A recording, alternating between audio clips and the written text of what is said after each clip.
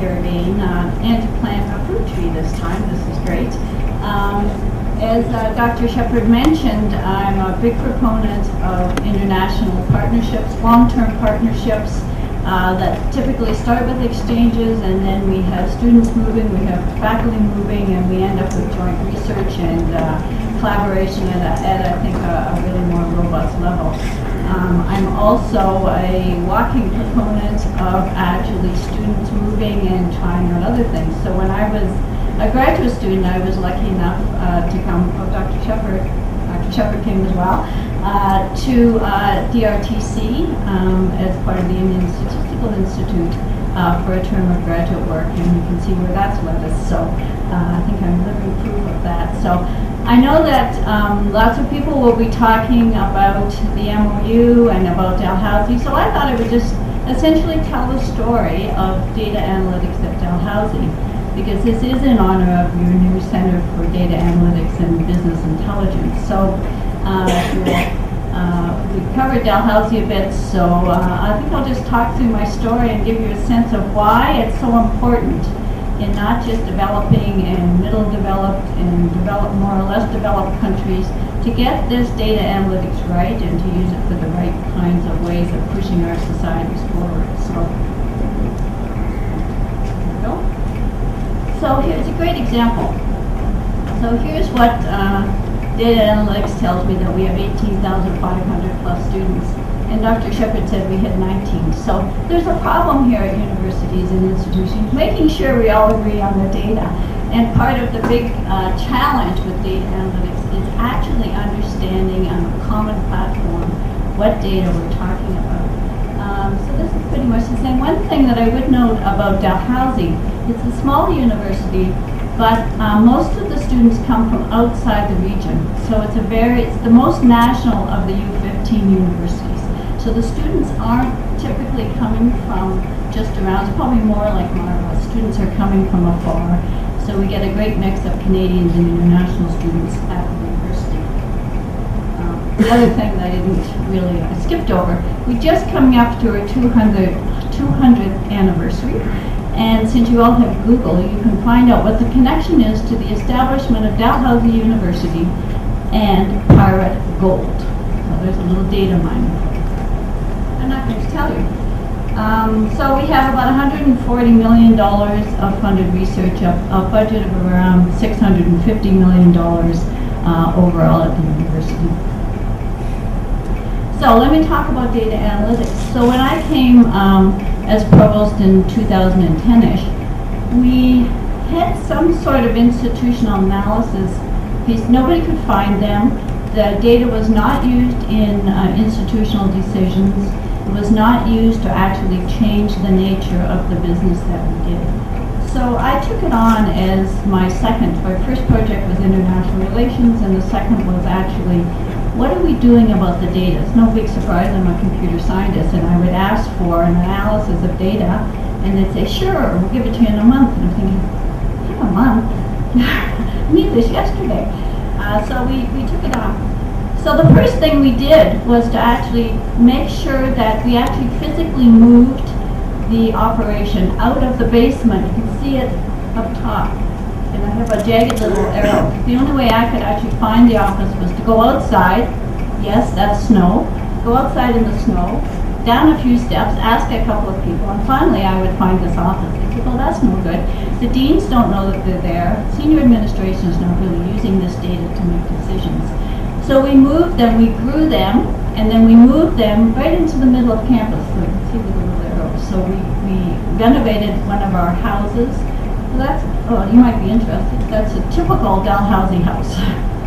Anyway, we renovated, moved them in there, and grew the number of people there, and made a much higher profile so that these people got not only out of the basement, but got into the offices of deans, got into the offices of senior administrators and said, what kind of problems are you working on? What can we do for you? So we had some strategic objectives, you'd be happy to know.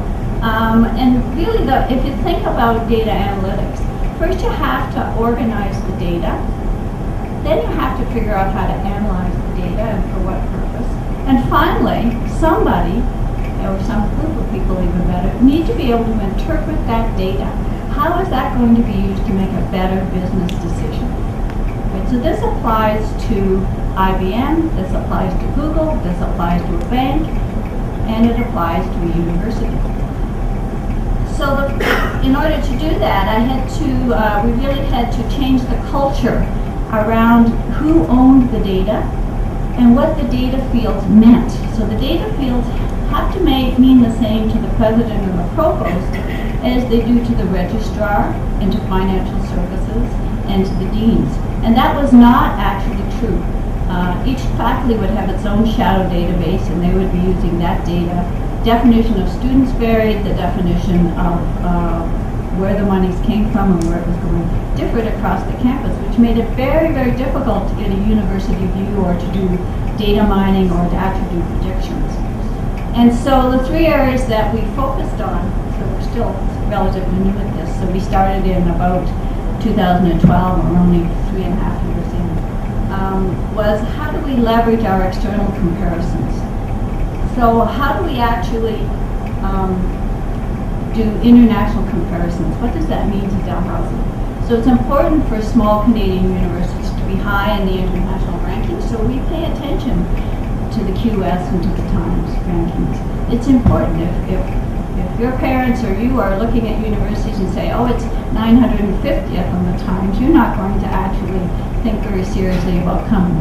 But if it's in the 200s, you can say, oh, okay, I can understand this. If it's in the top 2% of some topic area, your interest will certainly work out. So we need to be able to do those inter-university comparisons. We need to really start to what I call save money and bring money. So you actually have to think about efficiencies. How can you use your data to have efficiencies? How do you use your data to improve your retention? So this is a marketing thing. A student who leaves after first year is a loss of 3 years tuition to the university, plus what it costs to market them in the first place. We do not want students to be unsuccessful. What's the return on investment if we want a business term? So we can afford to put better advising and to have better services if we can make students more successful and have them complete their terms. How do we use our institutional data in order to do better targeted recruitment? Again, since we're talking to business people, you can see that this is really a marketing sort of thing. How do we actually use our plant better? So we're a university that's downtown, where we don't have areas around us where we can just build another building. Buildings are expensive, so are we actually using our classrooms properly? Are they the right kinds of classrooms? So that's a very data-intensive analysis to figure that out. What's our research impact? And then we really need to help deans make better business decisions. What about the workload of professors? How many professors do you need? What's the incremental cost of putting in another program without ever taking a program out? So it's a very Canadian thing, at least, that we love to make new programs. We're just not quite so keen about ever giving one up. So how do you work that out?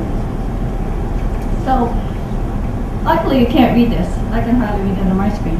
So there's a sense of the data sets that we have had to try to amalgamate without actually taking everything apart and starting over again. So we looked at that, and it was about between $5 and $10 million to put in an SAP or a PeopleSoft to start all over again. And we simply couldn't afford that, and we couldn't afford the downtime of actually putting the university down and taking a year and a half to bring it back up. So what we did was we put the data schema in, and we started working to make sure they all had a common data description and a common data dictionary. We wanted to know. So we've established the first two, and we're working away at the bottom gray zone.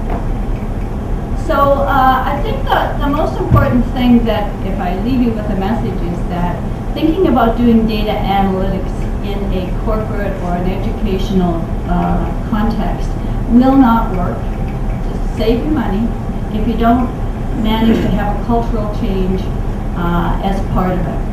So you have to consult, you have to get people to bring forward their ideas of what can they do with this. So you have to see it a little bit with some examples.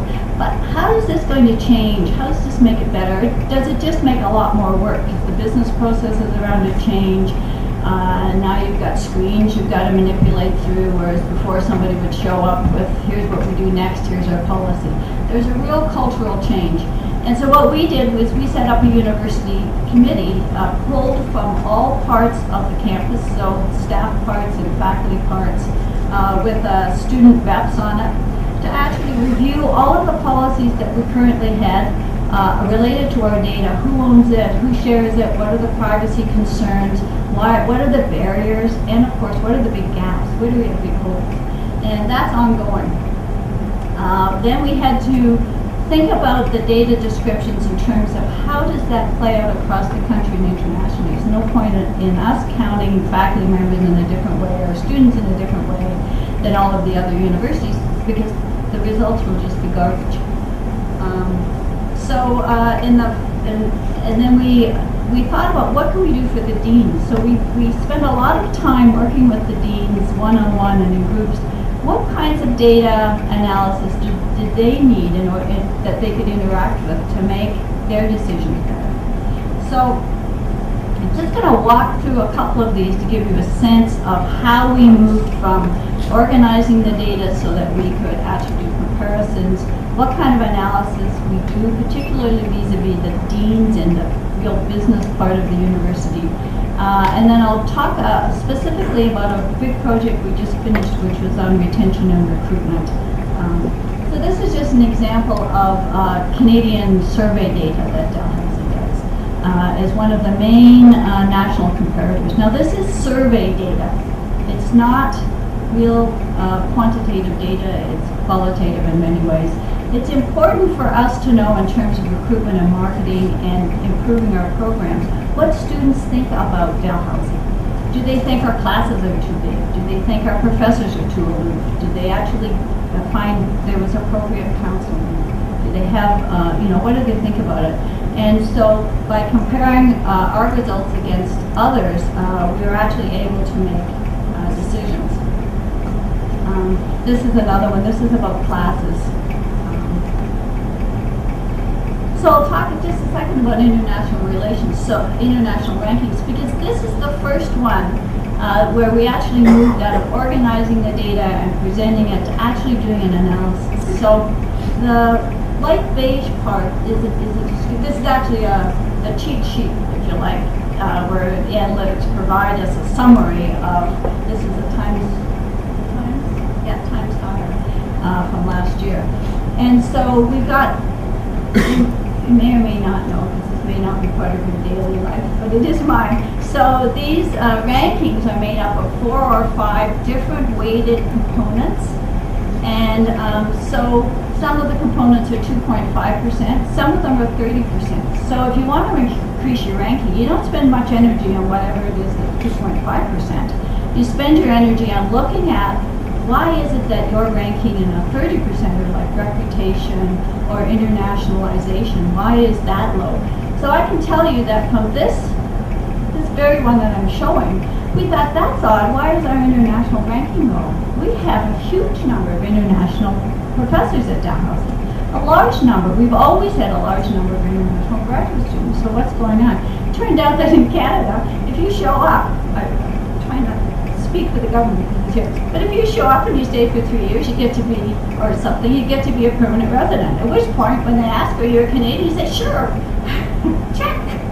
Well, that meant that a third of our faculty members were all saying they were Canadians. And it looked like we had no international faculty members. So we went back and we looked at where people got their PhDs. And then, of course, we went so far up in the international rankings that we're in the top 100 of the Times Higher for international universities. So just an example of how if you look at this data, you may find that you put up your own barrier and it's not helpful.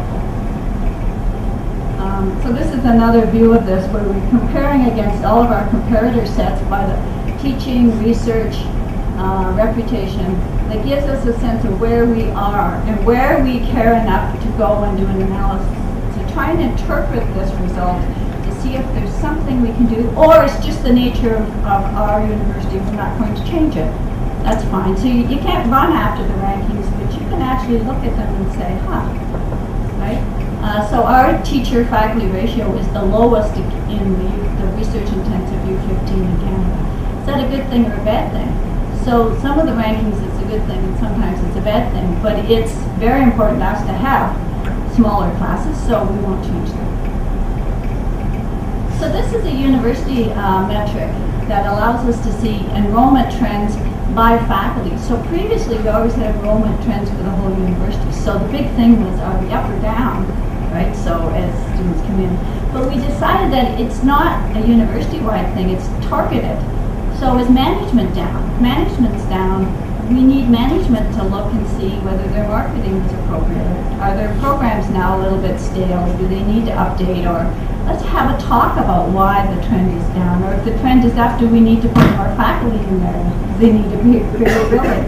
So let's look at it faculty by faculty. And you can see over here, you see 3 blue boxes. We can all go in and differentiate the data that we're looking at. So we can look at 2 or 3 faculties only, we can look at certain years, and we can actually sort of query the data, if you like, but in a very visual way.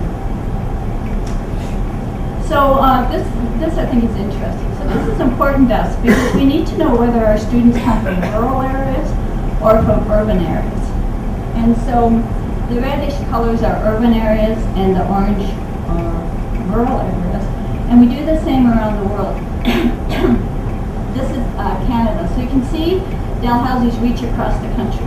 So that tells us a lot about where we actually send our recruiting teams, what's the economics in that area. Do we have alumni? So we have maps that show, we'll map on top of this, where are alumni? And so where you have a pocket of alumni, and that's a great place to grow your market.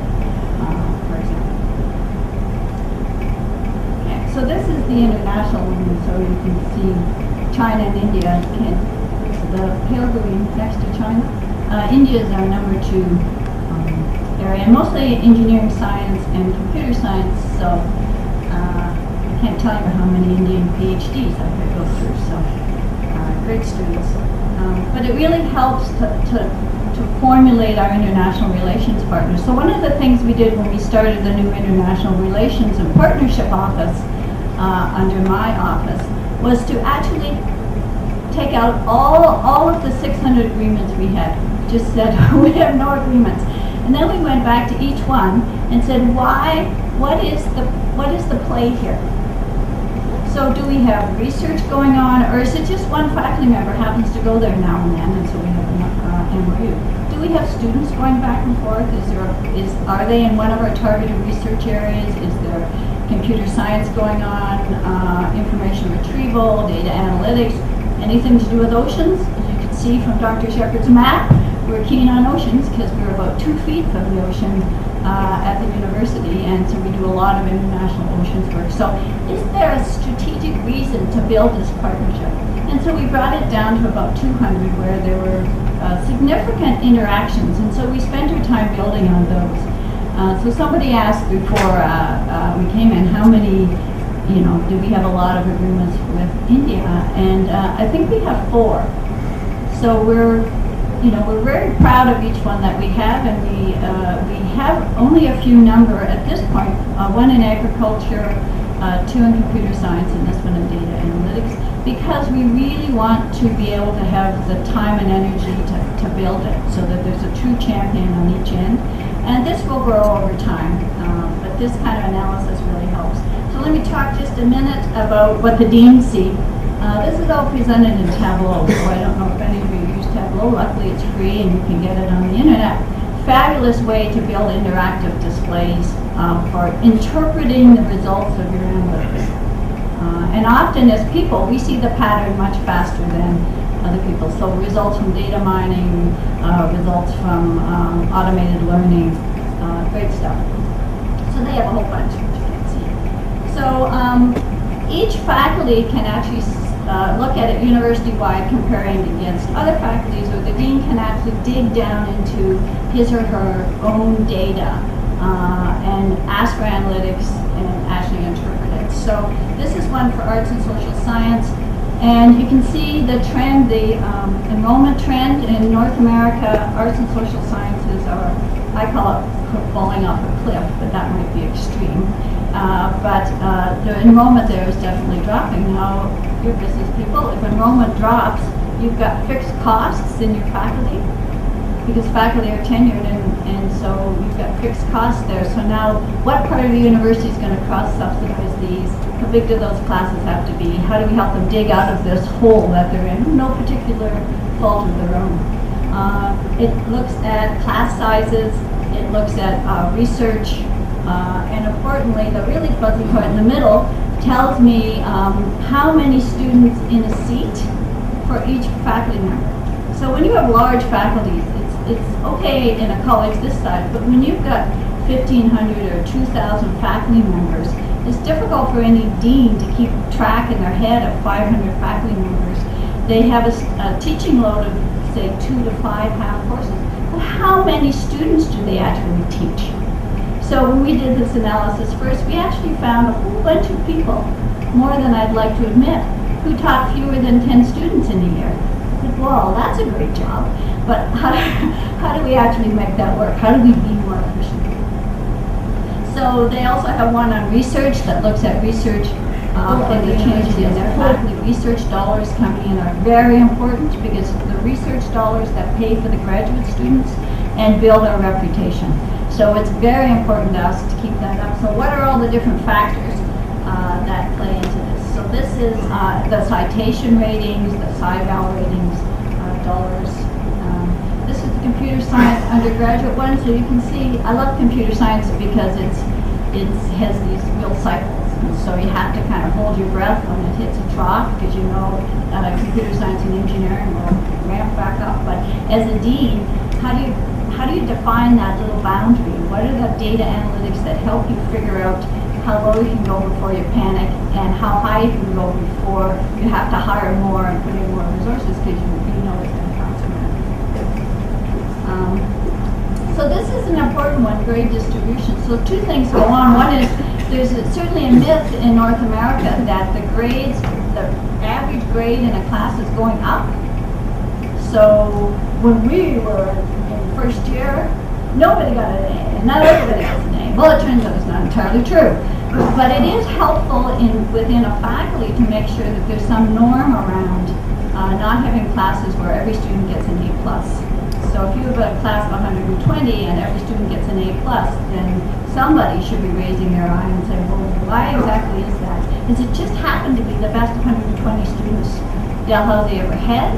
Or was there some change in the curriculum, or, who knows? But let's have a look at that. And the second reason for looking at this is that we've identified about 22 courses at Dalhousie, which we call high-risk courses. Students withdraw or fail those courses at a much higher rate. So if a third of the class is failing, then either the students aren't prepared, so we need to figure that out, or in fact, they're in the wrong class. So we found students taking fourth year neurobiology who were only just starting second year. Well, no big surprise that they failed. We have students who took this, sometimes students take it because it's required. Well, if a third of a required class are failing, then we need to bring in more assistants, we need to have more tutorials, we need to change it up so that we can help these students be successful, not by lowering the standards, so quality is important, but thinking about what are all the factors that lead to this. And when you see it on the graph, you think, and so we took them all to each dean, and each dean is working away on this. So the last thing I wanted to talk to you was a big project which we just finished. Totally, university retention at Dalhousie, first year to second year, was hitting about 80%. They had worked over the previous 5 years to bring the international students from 72% up to the same average as the Canadian students, so that was successful. But 82% is still well below our competitors, which would be close to 90. Lots of reasons for not continuing, but none of those reasons should be that the education they got and the context they were in was not helpful. So there you can see Dalhousie. We need to bring it up to the line, and there's our competitor group. We moved a little by helping the international students, but what do we need to do? And of course, if I polled this room, you would all have a great idea. Everybody here knows how we can solve this problem. But we had no data to substantiate any of it. We didn't know what was a myth or what just happened to somebody when we were 19. So we actually took this on. We looked at 10 years worth of student data. Every student, every mark, every class. Huge data set for Dalhousie. We did a big multiple regression on it and then did the analytics looking at we did 4 models, and we looked at their academic preparation. So how did they come out of high school? What were their high school grades, and did they take an international baccalaureate or an advanced placement? So what kind of program were they in? Their pre-entry, so this is all coming to Dal. Did they come from Nova Scotia? Did they come from the rest of Canada? Did they come from rural or urban? So I'll go back to that earlier chart that I showed. Were they male or female? We also looked at ethnicity. So in Nova Scotia, we have a large group of, we have African Nova Scotians who came up from the States in the late 1700s and 1800s to live in Canada. So we have this large population. Economically not as well off as the rest, and so they don't go to university as much. And we have an Aboriginal population, which we all figured that should be a factor in this. And age, are they regular entry age or are they a year or two older? And then we looked at first term. What faculty were they in? Did they take any of these high-risk courses? Did they have to take student loans? Did they stay in residence? So I hope all of you are staying in residence. And were they a varsity athlete, oddly? And then we looked at their fall GPA, their grade, and whether or not they switched to part-time. And then we looked at the impact on retention. So I won't bore you with the data, although I love the data. It's a great data set. So here's what we found out. So I want you, I'm going to read through this list. Think of what you would do. What would be a best practice to fix this? What does this tell you about retention? If you switch from full-time to part-time, you're 10 times more likely to drop out at the end of the year. So what would you do about it? If your fall GPA, we have a 4.25, so 1 you can stay, 2 you're a little iffy, but other than that you're in good standard. You're 3 times more likely to leave if your fall term, because these students all come in at above 75, which would be above 3.5. If you're in arts science versus arts faculty versus a science, 70% more. If you live off campus, so if you live off campus, you're 40% more likely not to make it into second year. So residence is a protective factor. If you have student loans, 40%, these are government student loans, 40% not, more likely not to come back. If you come, so this is important, if you come from a rural area, 40% more likely not to come back. So that's a big question. The high schools in Canada are exactly the same, the curriculum is exactly the same, so there are some other factors. So I'm not saying it's because you're from a rural area, but there's a correlation between these kids who come from a rural area and their success at university. Taking a high-risk course is 30% bad news. And if you come from Nova Scotia as opposed to coming from the rest of Canada, you're more likely not to come back.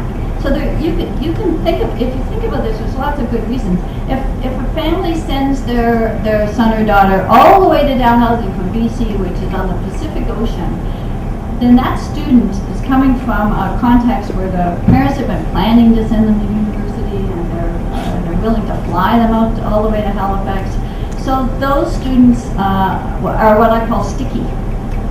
Even if they don't do well, they stick to it. The same with the varsity athlete. The varsity athletes actually can do reasonably poorly, but there's something about being on a team that keeps them trying and keeps them moving through. So it's interesting. So my team has then gone through all of this data and putting best practices in place. So early advising, having some significant work in the first 3 weeks so that we can find students who need extra help, getting more people in residence, building areas on the campus that help our rural students feel more like they're in residence, or that they're more looked after. So this is the last thing I want to show you. So we've analyzed and we're looking at things that we do. We also use this data for predictive analysis.